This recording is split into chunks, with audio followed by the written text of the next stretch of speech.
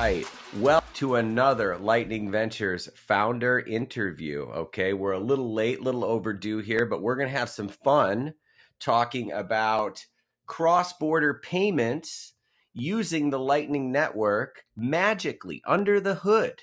Both sides don't even know, the sender and receiver. Nobody knows that Bitcoin's involved with this transaction, and that's a trend that we're seeing a bunch of. So I'm lucky to be hanging here again with Abhay Agarwal, who is the CEO and founder of GetBit Money.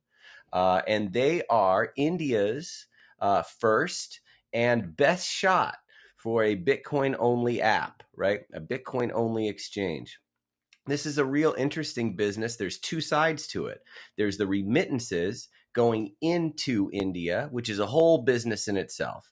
And we've put it together against TransferWise and against Google's FX rates and against all sorts of options. And GetBit has been the most affordable and best FX rate we could find for anyone looking to send money to India. It works like magic. We have a demo video that we already did with Abe. We'll link to that below for anyone who wants to see the magic in person.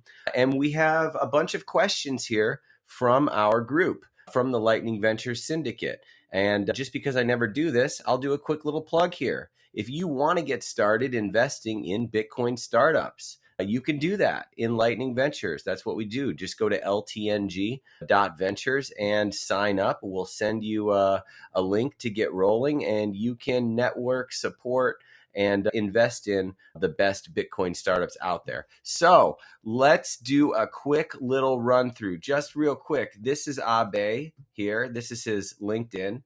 And as you'll see, he was with Amazon for quite a while. He was also with Citibank. The team that actually is behind GetBit actually led the UPI integration for Amazon in India. So there's a lot of smart people involved here.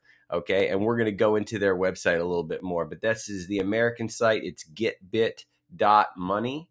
And for those in India, if there is anyone, it is getbit.in, where you can download that app and play around with it. So now that I'm done with all of that, Abe, how are you today?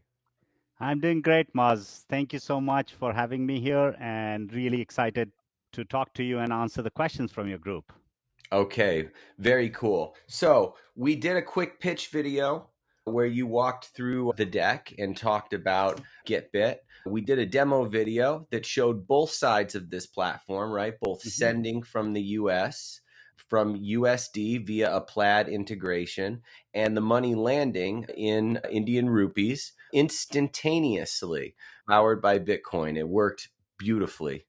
And what we have here is a bunch of questions from our group. So I guess we can just dive right in. Is that cool? Yeah, that works. Let's do it. Okay. So first off, the main question that we have about GetBit is regarding India and the regulations. Okay. Is there clear regulation in India right now? Is it still a gray area? Kind of what does the crypto, for lack of a better word, or Bitcoin landscape look like? What's the culture like among Indian people? I mean, I know that they're used to saving in gold. So yeah, we just have some questions about the regulatory landscape of India and what you see. Yeah, great question, Maz, from your group. Yes, there has been a little bit of in the Indian government side on how do they regulate crypto or virtual digital assets.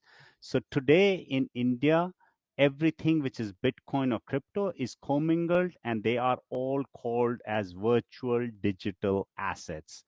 In 2019, the Central Bank of India, which is Reserve Bank of India, tried to ban the use of any virtual digital currencies.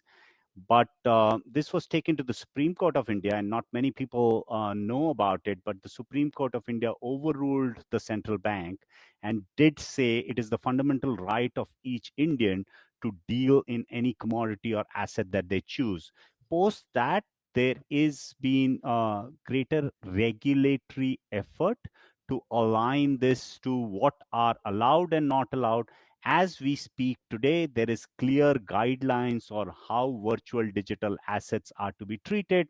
There are some taxation which has been added, some regulatory framework which has been added, and it seems like we are directionally headed towards, at some point of time, a licensing regime for all players who are dealing in virtual digital assets. So today, Bitcoin and crypto are all commingled in one bucket. They are called as virtual digital assets, and there is clear regulatory framework on how to deal with virtual digital assets. So then, besides GetBit now, how are people in India currently buying Bitcoin? For any orange-pilled people that are over there currently, are they using some of the big names out there? Are they using maybe like a Kraken or Coinbase or Binance? How are people buying Bitcoin and custodying it right now? Yeah, so more and more people that I speak to, they find it really hard to buy Bitcoin, and there are very few exchanges which allow, if at all, to do any kind of self custody. So many customers who are early adopters of our platform have really commended us, saying this is the only platform which is Bitcoin only, and they have been waiting for it, and they're super excited to work with us while we are really in alpha stage with our India side of buy Bitcoin and move to self custody, but we are very encouraged by the early feedback that we are getting from customers. For customers who want to buy Bitcoin in India today, they have to navigate generic crypto exchanges, go through the minefield of Shiba Inu, Ethereum, and the latest Dogecoin. And after they have gone through all of that minefield, they still have to maintain their stoic nature, put their money into Bitcoin, and hopefully a few of them allow self custody, but that also at a steep price. So if any of those Bitcoiners go through any of those exchanges and pass through all of these minefields, they can still buy Bitcoin. Compare that to GetBit, where they come, they send the money by UPI, immediately buy Bitcoin, and they can move it to self custody. So that's live, right? Which we covered That, before. that's Um, live. Okay, so if you're in India, you can just download the Android GetBit app. You go through whatever the sign up process is, which there's no KYC to sign up, right? Only once you want to make that withdrawal, you have to kind of verify your account. Is that right?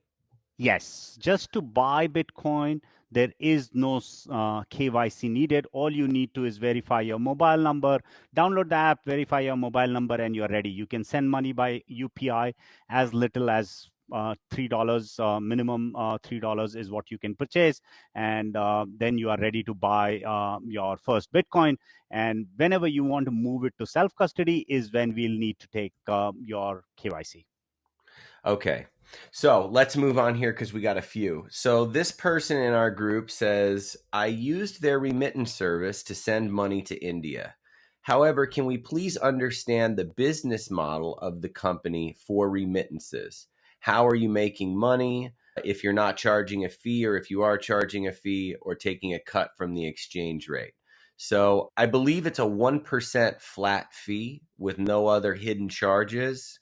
And from what I found, it's the best FX rate available of any source that I found. So that's just in my words, Abe. What do you have to add there?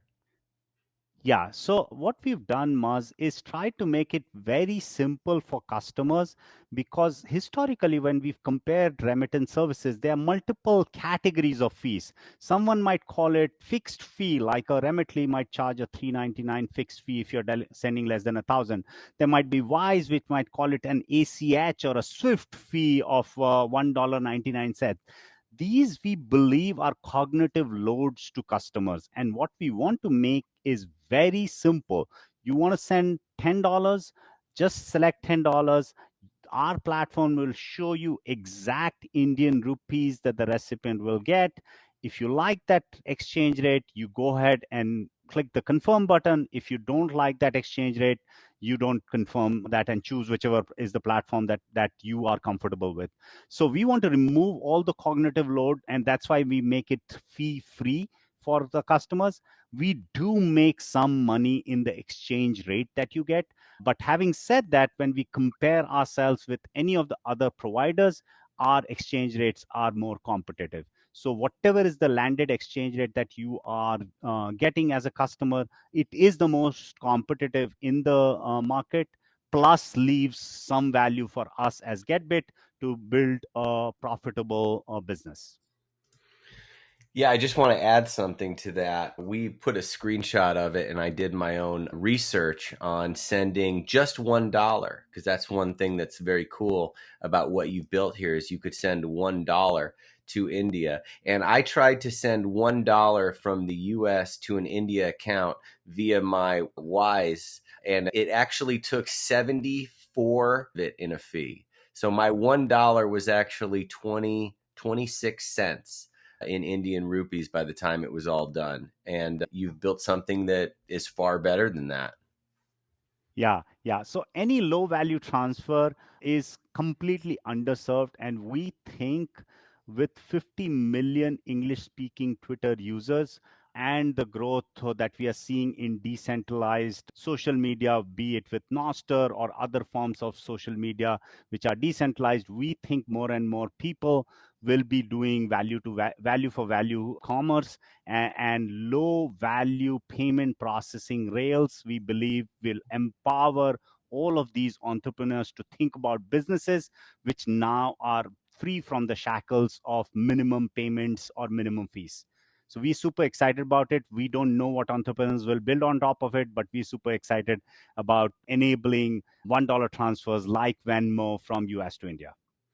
Okay, so moving right along here. Now, this next question says, does the sender or receiver, or I guess you as GetBit, have any kind of exposure to Bitcoin or Bitcoin price fluctuations? For example, if I lock in that $10 remittance payment to go to India, am I subject to any sort of Bitcoin price fluctuation at that moment?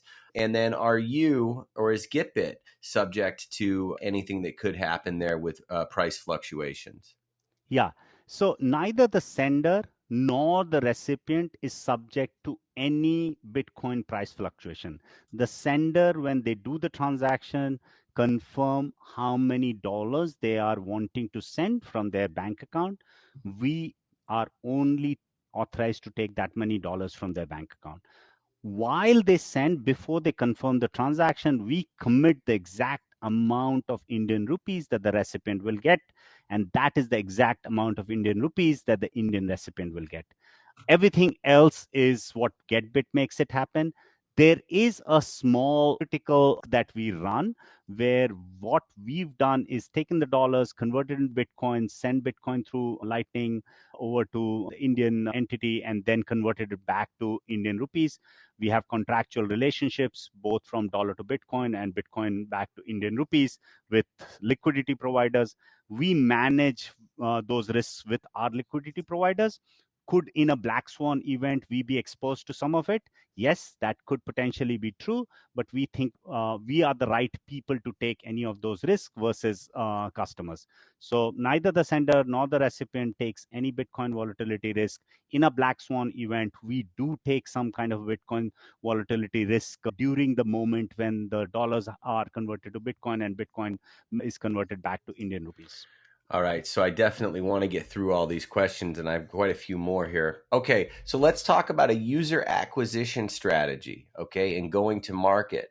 Now, I love the fact that this is a two-sided business. Just the remittance play from the US to India alone is a rather large business. And then the idea of being, for lack of better words, the swan Bitcoin of South Asia is also rather cool. Okay, so as far as going to market and getting users, I know that you have some grassroots stuff that's going on in India now as far as places of worship and other things that you're doing from your Instagram and other social media. But can you talk about your go to market plan, both here in the US and in India? What's worked so far and what you're hoping to do soon? Yeah. So, Muzz, at this stage of our growth, we've largely seen and focused on the value transfer business, which is acquiring Indian diaspora senders to GetBit.money and helping them send value using GetBit to India. That's the primary focus that we've done. We have the alpha product in India for customers to buy Bitcoin and move it to self-custody, but we haven't actively gone out and marketed that product. For the value transfer product, which is acquiring senders in Indian diaspora, we think our first niche that we want to go out and capture is people working in the technology sector. I have myself been an ex-Amazonian, so I understand that ecosystem a little better. So what we are trying to do in first phase of our growth is work with or attract tech workers across Amazon, Microsoft, Facebook, Google, those kind of large tech companies, and the Indian diaspora within those tech companies. So the three methods that we've seen yield success to us is participation in local community events in around tech hubs. So Seattle which is our base hub. We've done a couple of events. We've done a few of them in Atlanta. We're trying some of them in Jersey, which is another big Indian diaspora area. So that's our one thing that we've seen a high amount of success in. The second piece that we are seeing some early success on is kind of an ambassador program. So we are going about and putting ambassadors in each of these tech giants. These are well-wishers, early adopters who've used the product, and then we are trying to figure out a method by which they will be ambassadors and they will in turn talk and educate any customer who wants to use our platform. The third, which is the P0 version is out, is a referral program. Indian community is a very close-knit community. We've seen early referrals already pouring in, and we've launched a referral program where each referee and a referrer gets dollars for referring on a successful transaction. So those are the three areas that we are using for our early customer traction. Okay, so we have a question here about kind of how this works under the hood. I know you can't maybe get into all the juicy details, but so the question says, how does GetBit convert the Lightning to the local currency and then send it via UPI to the bank account? Does this happen via an exchange? And kind of maybe a little bit of insight into your tech stack, what you've put together over there. Yeah. So great question. Yes, there are liquidity providers that provide us Indian rupees in exchange of Bitcoin. We use those liquidity providers. There are multiple liquidity providers that we have. We poll those liquidity providers depending on the size of the transaction and then pass on the Bitcoins via Lightning to their Lightning addresses, and they in turn give us the Indian rupees. And once we get those Indian rupees, we call an API from our payment processor, which connects us to UPI and allows us to transfer this money to any bank in India. That's what we do to fulfill our final commitment to our recipient customers in India. Okay, very cool. Okay, so let's talk about the growth. We have a question here that says, any updates on user growth over the last couple of weeks and user stickiness? How many users are regularly / weekly using the app or returning to the app? Great question. This is a small base, and I want to be cognizant about sharing this information from a small base. But early numbers are very encouraging. We are in month 3 for our value transfer business. Month 2 over month 1, from a number of customers that we've served, we've seen a 22% growth. On revenues, we've seen a 50% growth on month 2 over month 1. And from a repeat customer usage, which means a customer who's used our platform and come back and at least used it once again, we've seen 40% plus customers have used the platform in a repeated manner. So we are super excited about this. We understand that these are early base effects, and we will need to work really hard to sustain these numbers. But we are super excited about the response that we're getting from customers, and yeah, our team is super excited and motivated to serve the next lot of customers. So when you talk about those recurring customers, since the business has two parts to it, are those numbers being measured with the India side as far as coming on the buy side for the exchange, or is that mainly from the remittance end? It's mainly from the value transfer business, which means a customer has come, used our platform once, liked it, and then used it once again. As you rightly mentioned, there will be at some point of time, these recipients might become customers of our Indian application and might be interested in buying Bitcoin.